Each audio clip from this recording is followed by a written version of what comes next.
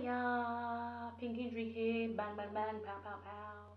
This video is going to be about depression and how a lot of people don't like to talk about it and like to pretend that it doesn't exist and like to just bury it under the carpet and sweep it away like it means nothing. And the thing is, depression is a very, very, very, very, and the reason why I emphasize very so many times is because it's a very, very serious thing, and a lot of people don't seem to realize how serious it is, and they kind of take it as a joke when it's actually not.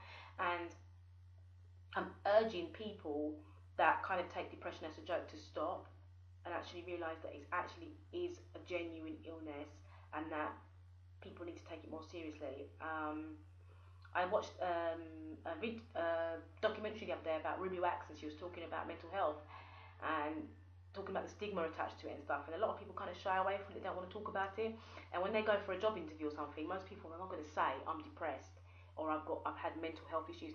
And the thing is, depression, a lot of people think that it's just some kind of word to use when you're feeling a bit tired and sad, but it's not. It actually is, it does actually fall into the category of mental health and mental illness.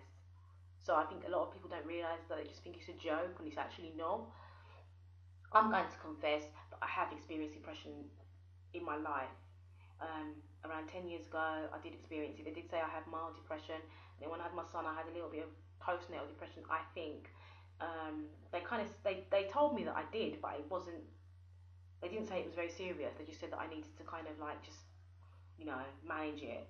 But what I find is that a lot of people don't actually realise this is the importance of dealing with it. I'm not saying going and having medication, because medication is not necessarily the best way of dealing with postnatal depression, because I find that medication, what it does, it numbs the feelings and then you don't actually deal with the underlying problems.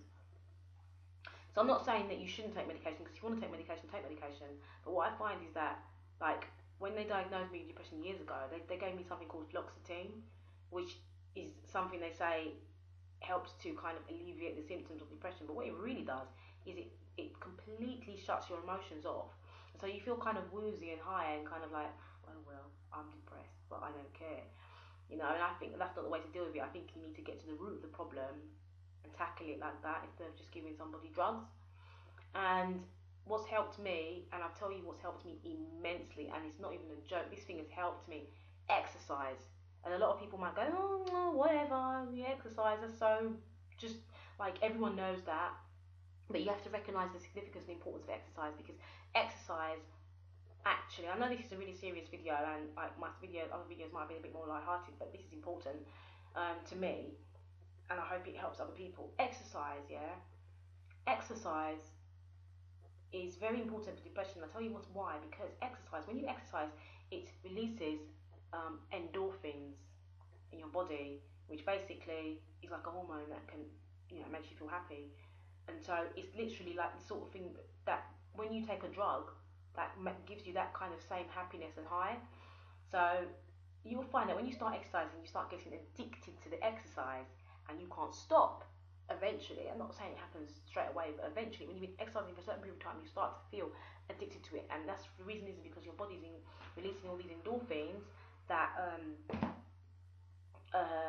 help to alleviate the symptoms of depression.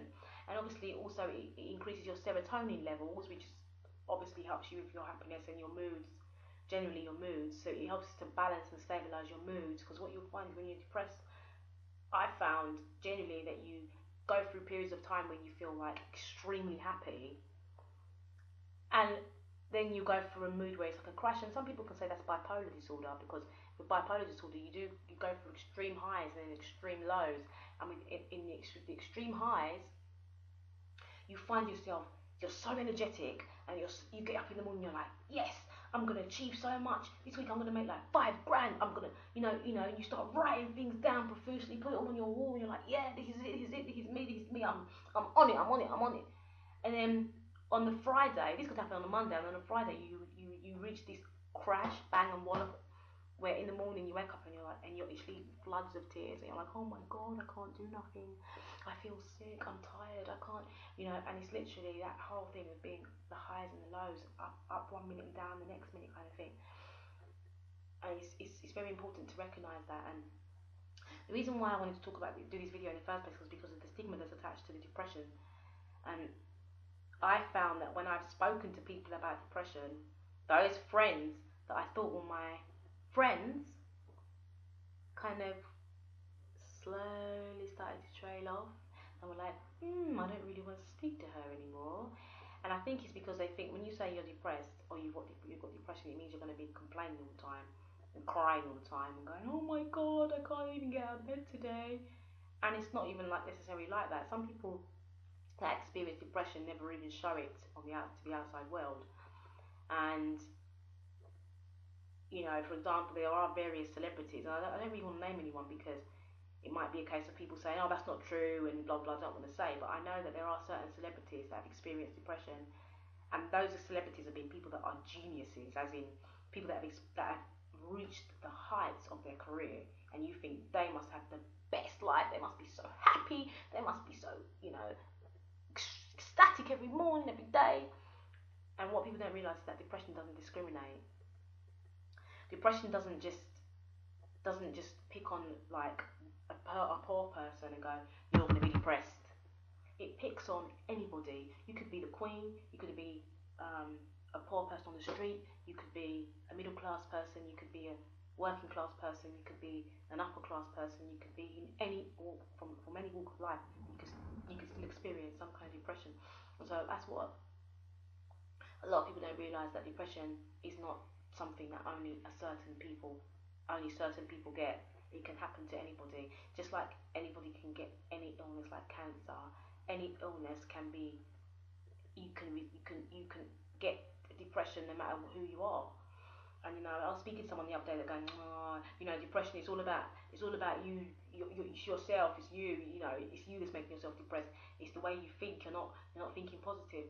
But what I said to that person was, at the end of the day, positive thinking is something that can help with the alleviation of depression, but it's not all that you need to get rid of it, or to calm down the symptoms of it. There's exercise, there's diet, there's counselling, there's obviously that positive thinking. There's even hypnosis that can help with it. There's so many different things that can actually help with it. And also setting yourself a certain routine on a daily basis can help with depression as well. I'm thinking about doing a series actually on depression and exactly what you can do to help to alleviate the symptoms of depression on Pink Intrigue, because obviously it's about random stuff. So hopefully one person might like it, like certain videos of mine, and another person might like certain videos of mine, like videos that I do about like craft stuff and like skincare and things.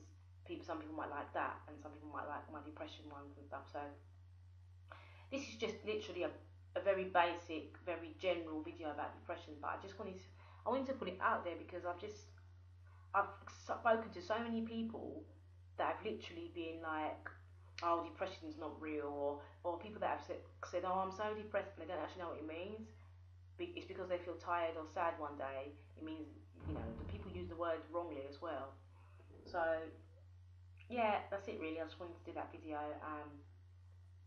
Another thing is what I was going to say is that generally I've found that since I've been doing my YouTube videos and stuff, and videos that I put on hub pages and videos that I put on my websites and stuff, I found that it's actually been helping me to feel a lot happier and a lot more, just because obviously I'm talking to an audience of people that might be able to relate to my way of life or relate to me as a person and stuff. So I know I talk a lot, so I'm going to leave it there because I need to go and watch my programme, and I've got so much stuff to do tonight. I'm just like literally going to be like working so hard because I've not got my son for the next week. So I've got so much work to do. I'm going to be up in the morning early. I'm going to be exercising. I'm going to be like, yay!